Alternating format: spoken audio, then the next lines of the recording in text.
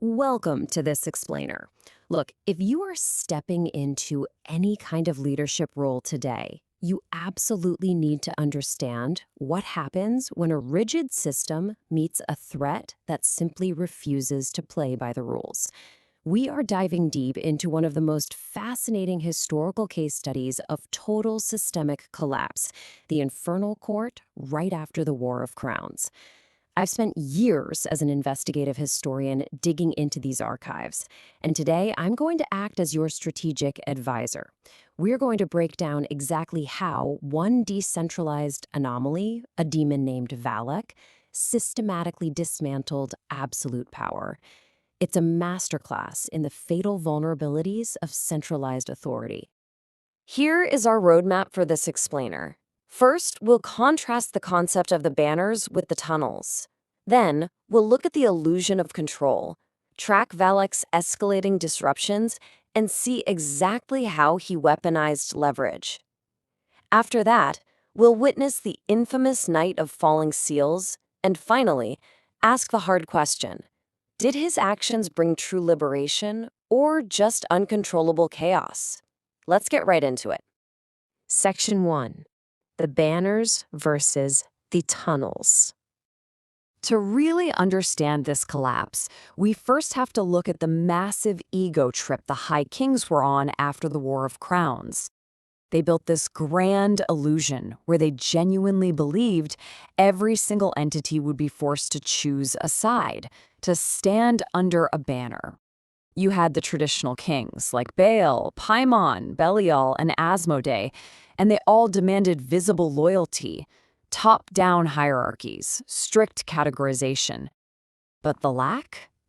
Valac recognized that true power doesn't sit on a throne. It crawls beneath the floorboards. Instead of an army, he utilized decentralized, invisible networks. The tunnels, the roots, the forgotten foundations of the court itself. And here's the brilliant part. While the banners demanded blind obedience, Volac's network distributed questions. He fought commands with curiosity. You really get a sense of Valac's core philosophy when you look at his mount, the double witness. Imagine this. He rolls into the Hall of Divided Crowns, completely ignoring the banner protocols, riding this terrifying two-headed dragon. It's a living, breathing paradox. One head is constantly looking backward, watching past leverage, meaning the dirty secrets and thefts that the current power structure was built upon. The other head is looking forward, locked onto the future consequences of those secrets. He didn't just ride a mythical beast. He literally rode the psychological pressure where a leader's past guilt and future downfall stand way too close together. Section 2. The illusion of total control. Now, as a leader, you have to watch how the High Kings totally miscalculated here.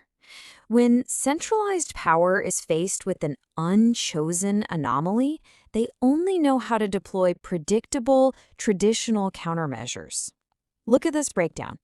Bael tried to just issue a command to absorb him into the doctrine. Volac's response? He pointed out that a place beneath a king is still subjugation. Paimon tried to study and categorize him. Volac saw right through that cage. Belial naturally tried to buy his loyalty with black gold coin, and Volac literally fed the contract to a serpent. And when Asmoday finally threatened him with the pure brute force of the forge, Volac completely dismissed it, saying, "Fire forgets the mine." Volac entirely circumvented the only four languages these kings knew how to speak: command, study, purchase, and force. A huge reason these kings failed so spectacularly was their absolute reliance on visual posturing. They looked at Valac and, frankly, they saw a weak kid. His angelic wings threw them off, falsely signaling obedience. His youthful, childlike face made them assume naivety. Because he showed up without the heralds, the drums, or the massive entourages they were used to, they assumed he lacked influence. Their rigid, top-down mindset completely blinded them to the reality of the situation. As president of Serpents, his true arsenal was an expansive subterranean network entirely hidden from view. The psychological impact on these ancient, terrifying kings when they finally realized this child was taking apart their empires from the inside out was absolutely staggering. And he wasn't quiet about it either. When Bael, in all his terrifying forms, demanded Valac answer for his insubordination, Valac didn't flinch. Instead, he dropped this devastating observation. A king who must remind others he is a king is already negotiating with doubt. Boom. Right there, Valac exposed the fragile fear hiding right behind the crown. He proved to the entire court that the sheer act of demanding respect is actually a massive admission of insecurity. Section 3. Escalating the battlefield disruptions. So, having completely rejected the high ranks, Volac didn't declare open war. Why would he? Centralized powers are built to win open wars. Instead, he kicked off a masterclass in asymmetrical disruption. Look at how fast this timeline moves.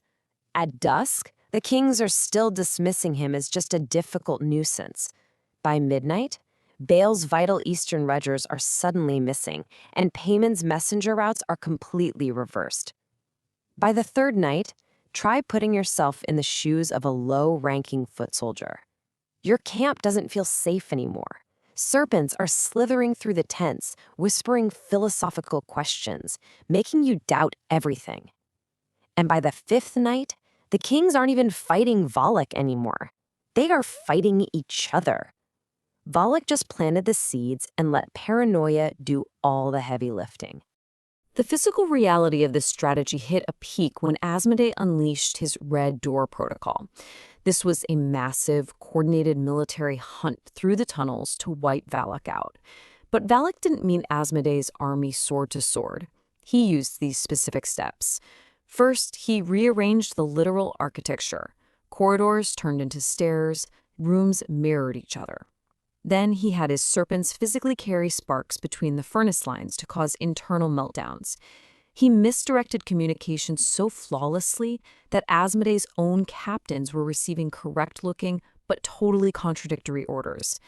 Valac essentially used the Duke's endless appetite for conquest to make his own forces bite themselves. As someone who studies the history of power, I find it incredibly fascinating that the greatest military minds in the Infernal Court were completely paralyzed simply by having their supply lines and certainties subtly rearranged. Valac fundamentally proved that brute force is a tool for two-dimensional warfare. Sure, you can smash a wall with a hammer, but swinging a hammer at a decentralized, shifting network of tunnels, you are only going to exhaust the person swinging it. Section 4. Weaponizing leverage. We are now at the absolute core of Valac's strategy. He understood a fundamental truth that most leaders miss. The most dangerous treasure you can steal isn't gold, it's shame. Valac systematically unearthed the unacknowledged dependencies that every single king had buried to build their myth of total control. He dug up Bael's forced oath stones that predated his own doctrine. He found the uncredited, erased teachers in Paimon's grand archives. He exposed the unpaid, extorted debts holding up Belial's court and the exploited craftsmen making Asmoday's weapons. He found the dirty secrets that proved their empires were frauds. 3. That is the exact number of rival camps where copies of Belial's private, highly secretive exemptions mysteriously appeared by dawn. And this was just hours after Belial tried to privately buy Valac's loyalty in a mirrored room. The speed of the leak was terrifying. Now, here is where it gets truly diabolical. Releasing incomplete fragments of truth is actually a far more devastating weapon than telling an outright lie. Valac didn't just leak real documents, he leaked a toxic mix of genuine secrets, altered texts, and unverifiable claims. He completely poisoned the well of truth. It forced the High Kings to hit the brakes on their wars of expansion and immediately turn inward against their own people, suddenly terrified of the very ground beneath their feet. It was a crisis of legitimacy. Section 5. The Night of Falling Seals. Everything we've talked about escalated to one defining, explosive climax beneath the Hall of Divided Crowns, an event that forever changed the hierarchy. Just imagine the sheer psychological terror among these supreme leaders as their ultimate symbols of authority simultaneously disintegrated, and not a single enemy army was in sight. Bael's private seals shattered, Paimon's archives opened on their own, Belial's favor seals melted down, and Asmoday's cracked, and on every single ruined symbol across the court, Valac left his calling card, a serpent biting through a knot. In one night, he broke the visual proof of their right to rule. The panic in the high ranks was palpable.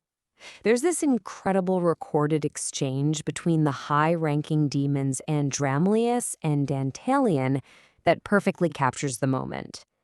The kings were desperate to brand Valac as just a common criminal, a thief. But Dantalion hits the nail on the head. He points out that Valac wasn't stealing anything. He was unearthing the suppressed truths that the rigid systems had stolen from the lower ranks to build their illusions of certainty. And then came the confrontation. When Volac finally faced the kings together, he didn't bring an army.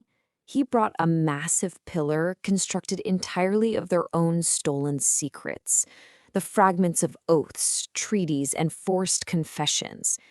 Andromalius looked at this and realized a terrifying truth. They couldn't condemn Valac as the sole criminal in the room, because every single faction was built on a foundation of theft, coercion, and erased history. Valac made war on all the banners, absolutely, but the banners themselves had manufactured every single weapon he used against them. Section 6. Liberation or Chaos. In the immediate aftermath of this systemic collapse, if you were just a low-ranking demon in the lower choir, you were completely divided on what this rebellion actually meant for your daily survival.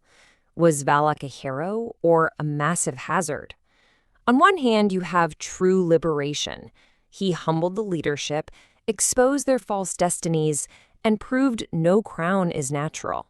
But, as the old knight Furcus pointed out, you also got uncontrollable chaos, because when you break the logistical roads to punish the kings, you also starve the vulnerable, everyday demons who rely on those supply paths to live, draining healing stores and creating widespread exhaustion that just wears a heroic mask. That doesn't feel much like freedom when you're on the ground. This all builds to his final, chilling promise, known as the Unchosen Oath. Valac flat out refused to be a martyr, and he refused to be an ally. Instead, he pledged an eternal, decentralized subversion against any system that demands blind obedience or forgets its foundations. He didn't win the war so he could take a throne for himself. He won by making the very concept of winning permanently unsafe for those in power. Volac's enduring legacy is the terrifying realization that rigid power is always, always at the mercy of the invisible networks it chooses to ignore. So what does this all mean for us? As you reflect on the banners you serve today, or perhaps the banners you command, I want you to ask yourself, how strong is the floor beneath your feet? Thank you for joining me on this explainer.